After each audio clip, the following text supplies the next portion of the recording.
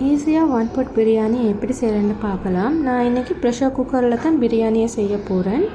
முதல்ல pressure cooker சூடானதுக்கப்புறம் 3 table spoon oil ஊற்றிக்கோங்க. ஆயில் சூடானதுக்கப்புறம் 2 பட்டை, 4 ஏலக்காய், ஒரு கொத்து கருவேப்பிலை, கொஞ்சம் ரம்பை இலை, 3 பச்சை மிளகாய், ஒரு கைப்பிடி கொத்தமல்லி இலையை சேர்த்துக்கோங்க. இந்த கொத்தமல்லி இலை ஆயிலில் நல்லா ஃப்ரை ஆகணும். அப்போ தான் பிரியாணிக்கு நல்ல மணத்தை கொடுக்கும். இது நல்ல ஆயிலில் ஃப்ரை ஆகினதுக்கு அப்புறமாக நான் 2 பெரிய சைஸ் வெங்காயத்தை போட்டுக்கொள்கிறேன். வெங்காயம் நல்ல ஆயிலில் வதங்கணும். வதங்கினதுக்கு அப்புறமாக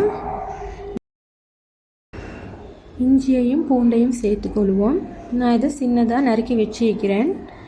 அதையும் நல்லா மிக்ஸ் பண்ணிக்கோங்க. அதுக்கு அடுத்து 2 பெரிய சைஸ் தக்காளியையும் சேர்த்துக்கொள்வோம்.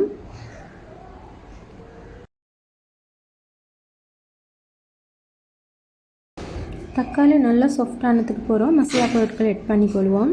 1/4 டீஸ்பூன் மஞ்சள் தூள், 2 டீஸ்பூன் காஷ்மீரி மிளகாய் தூள் சேர்த்திருக்கிறேன். இது நல்ல கலரை கொடுக்கும், அதிக காரம் இருக்காது. ஸோ 2 டீஸ்பூன் ஆட் பண்ணிக்கோங்க. 1/2 டீஸ்பூன் பிரியாணி மசாலா. இந்த எல்லாத்தையும் சேர்த்து லோ ஃப்ளேமில் நல்லா வதக்கிக்கோங்க. அடி பிடிக்காமல் பார்த்துக்கொள்ளுங்க. இது நல்லா வதக்கினதுக்கு அப்புறமாக கழுவி க்ளீன் பண்ணி வச்சுக்கிற சிக்கன் பீஸை இதில் ஆட் பண்ணிக்கொள்வோம்.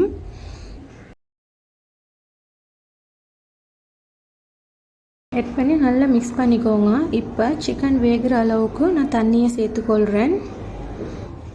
இந்த ஸ்டேஜில் நான் பிரியாணிக்கு தேவையான உப்பையும் சேர்த்துக்கொள்கிறேன். இதெல்லாம் நல்லா மிக்ஸ் பண்ணிவிட்டு மூடி போட்டு மூடிக்கோங்க.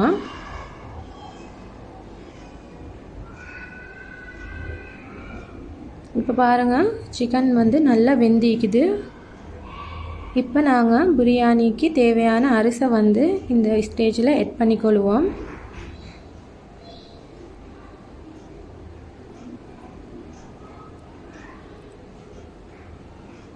ஆட் பண்ணி இந்த பிரியாணிக்கு தேவையான தண்ணியையும் ஊற்றிக்கொள்கிறேன். ஊற்றி ப்ரெஷர் குக்கரை மூடி விசிலை போட்டுக்கொள்வோம். 2 விசிலில் பாருங்கள் நல்லா வெந்திக்குது. பாருங்கள் உதிரி உதிரியாக எவ்வளோ ஒட்டாமல் வந்திக்குதுண்டு. அவ்வளவு தான் சுவையான மனமான உதிரி உதிரியான நம்ம வீட்டு style 1 pot chicken biryani ready. இந்த ரெசிபி பிடித்திருந்துச்சால் லைக் பண்ணுங்கள், ஷேர் பண்ணுங்கள். த டிஷ் டைரி யூடியூப் சேனலை சப்ஸ்கிரைப் பண்ண மறவாதுங்க.